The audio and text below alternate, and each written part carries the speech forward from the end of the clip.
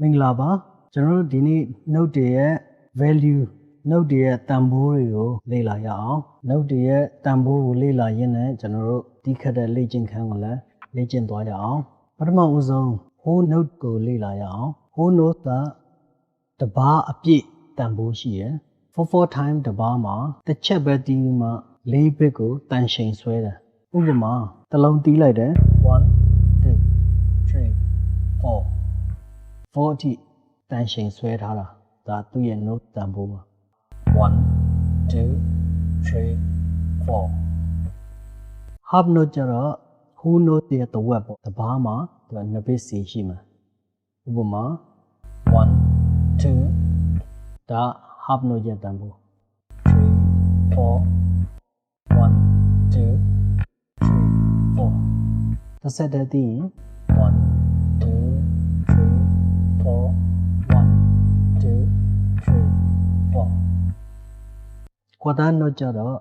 တဘာမှာ4ချက်ရှိမယ်တစ် bit တစ်ချက်ပေါ့1 2 3 4 1 2 3 4 1 2 3 4 1 2 3 4 1 2 3 4 8 note ကျတော့4 time တဘာမှာ4 bit ရှိတယ်ဆိုရင်8 note ရဲ့တန်ဖိုးကတစ် bit မှာနှလုံးရှိမှာ1 and 1ဆိုတဲ့အကြမှာတစ်လုံး and မှာတစ်လုံး1 and 2 and 3 and 4 and 1 and 2 and 3 and 4 and ဒါ8 note ပါ16 note ကျတော့1မှာနှလုံး and မှာနှလုံးကျွန်တော်ဘယ်လိုခေါ်1 e and e 1 e and e 1 e and e 2 e and e 3 e and e 4 e and e 1 e and e 2 e and e 3 e and e 4 e and e ဟုတ်ပြီကျွန်တော်တို့တန်ဖိုးကိုသိပြီဆိုတော့အရင်ဆုံး whole note ကိုသိရအောင်လွတ်ကြိုးပဲအရင်သိပါမယ်တန်ဖိုး60နဲ့အရင်သိကြအောင်3 4 1 2 3 4 1 2 3 4 1 2 3 4 1 2 3 4ဟုတ်ပြီအဲ့လိုပဲကျွန်တော်တို့ B ကျိုးကနေ E ကျိုး A ကျိုး D ကျိုး G ကျိုး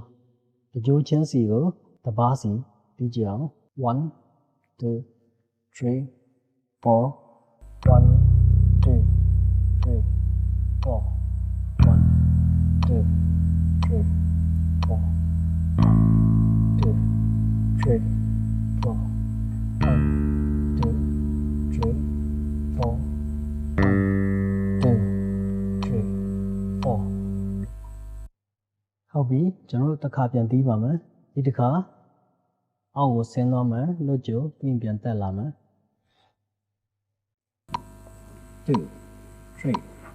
4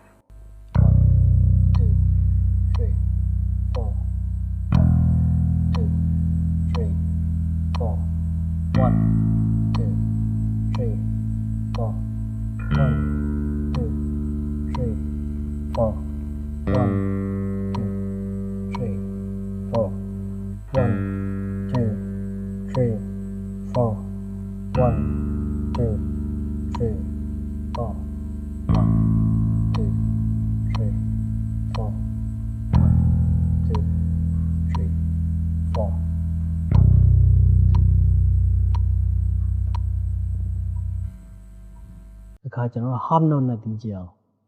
1 2 3 4 1 2 3 4 1 2 3 4 1 2 3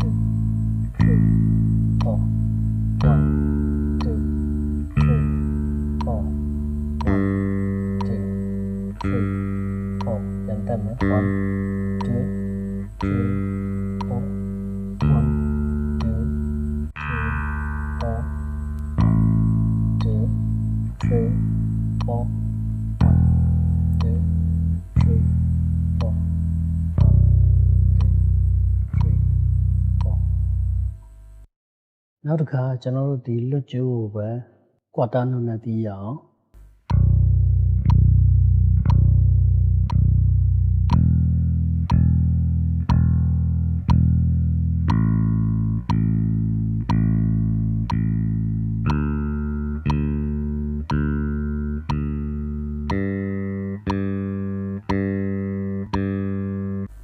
ကျွန်တော်တို့ alternate plug နဲ့ပုံမှန်လေးတီးရအောင်ကျေးဇူးပါ